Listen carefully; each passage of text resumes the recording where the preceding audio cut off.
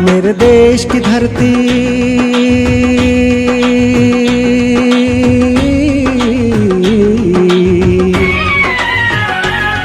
मेरे देश की धरती सोना उगले उगले हीरे मोती। मेरे देश की धरती, मेरे देश की धरती।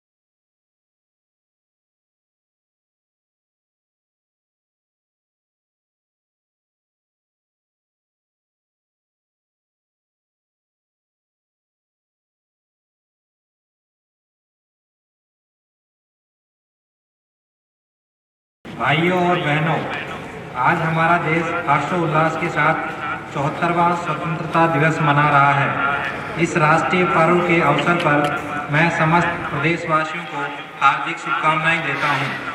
मैं सबसे पहले राष्ट्रपिता महात्मा गांधी के नेतृत्व में देश की आज़ादी के संघर्ष में अपना सर्वस्व बलिदान करने वाले स्वतंत्रता सेनानियों और शहीदों का श्रद्धापूर्वक स्मरण करते हुए अपनी विनम्र श्रद्धांजलि अर्पित करता हूं। इसके साथ ही हमारे बीच मौजूद स्वतंत्रता सेनानियों के स्वस्थ और दीर्घायु होने की मंगल कामना करता हूं। मैं देश के उन सभी जांबाज सैन्य कर्मियों तथा पुलिस कर्मियों को भी श्रद्धांजलि अर्पित करता हूं, जिन्होंने देश की एकता और अखंडता को बनाए रखने के लिए अपना जीवन बलिदान कर दिया। देश की सीमाओं की रक्षा के लिए तैनात सभी जवानों को भी हार्दिक शुभकामनाएं देता हूं, जिनकी वजह से हम सब आज़ादी की खुली हवा में सांस ले रहे हैं।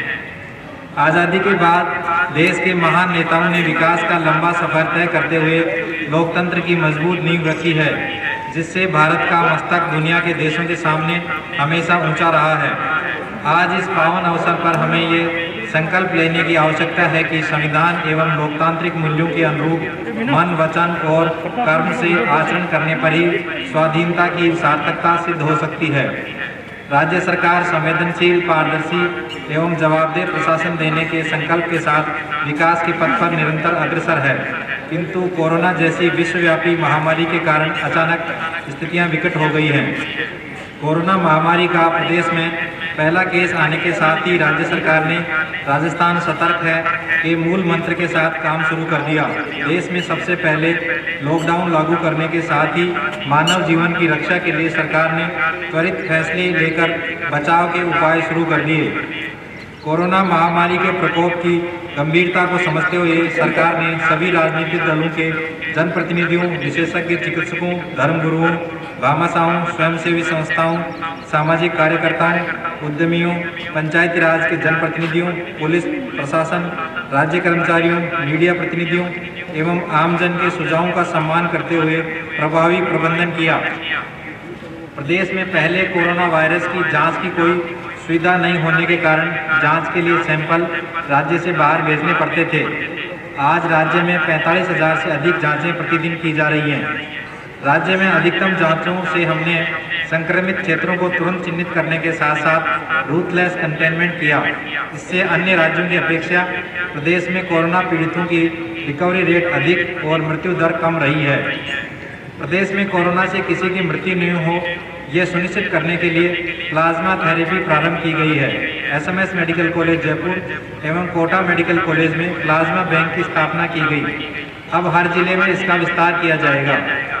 प्रदेश में 130 डेडिकेटेड कोविड अस्पताल, 286 कोविड केयर सेंटर, 1593 संस्थागत क्वारंटीन सेंटर में 90,000 beds, 43,000 isolation beds, 890 ventilators, 1,700 ICU एवं PPE किट्स एवं दवाओं और उपकरणों की व्यवस्था भी की गई है। कोरोना के उपचार के लिए गरीब से गरीब गंभीर रोगी को लगभग 40,000 रुपये के जीवन रक्षक टोसिलीजुमेब व रेमडेसिविर इंजेक्शन मुफ्त उपलब्ध करवाए जा रहे हैं।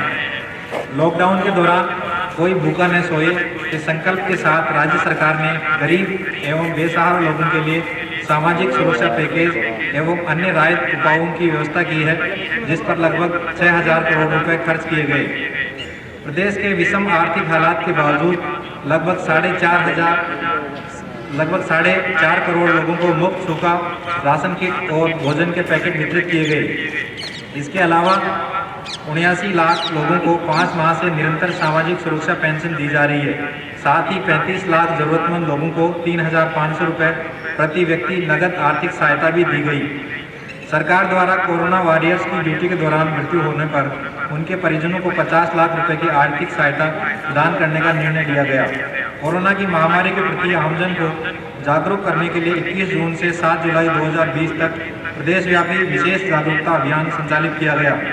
प्रत्येक जिला मुख्यालय पर जागरूकता प्रदर्शनी एवं विभिन्न माध्यमों से जन जागरण गतिविधियां भी सतत रूप से जारी हैं। कोरोना से मुकाबला करने में कुशल प्रबंधन के कारण राजस्थान सरकार की सर्वत्र सराहना हुई। माननीय प्रधानमंत्री जी ने भी राज्य सरकार के कोरोना प्रबंधन की प्रशंसा की।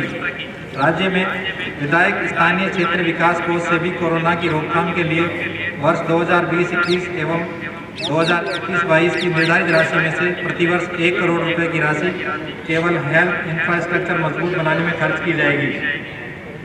कोरोना महामारी को ध्यान में रखते हुए प्रदेश में चिकित्सकों को के 2000 अतिरिक्त पद सृजित कर भर्ती परीक्षा आयोजित की जा चुकी है। हमें ये नहीं भूलना चाहिए कि अभी कोरोना खत्म नहीं हुआ है, इसलिए हमें अनिवार्य रूप से सतर्क रहना है। खुद के स्वास्थ्य का खुद ख्याल रखते हुए हम अपने आप को और समाज को बचा सकते हैं।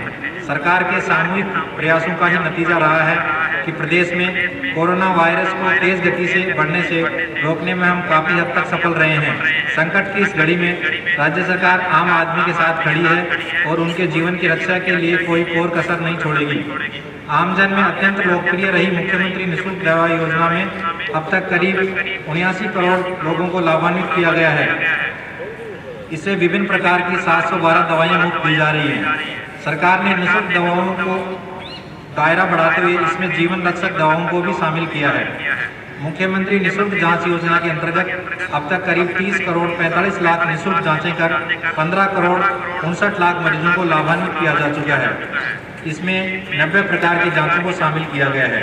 आयुष्मान भारत महात्मा गांधी राष्ट्रीय स्वास्थ्य बीमा योजना में 1 सितंबर 2019 से अब तक 8 लाख लोग लाभान्वित हो चुके हैं, जिनके इलाज पर 752 करोड़ रुपए खर्च किए गए हैं। शिक्षा के क्षेत्र में बच्चों को गुणवत्तापूर्ण शिक्षा के लिए इस वर्ष 167 ब्लॉक मुख्यालयों पर अंग्रेजी माध्यम के महात्मा गांधी राजकीय विद्यालय स्थापित कर इन्हें सेंटर ऑफ एक्सीलेंस के रूप में विकसित किया जा रहा है।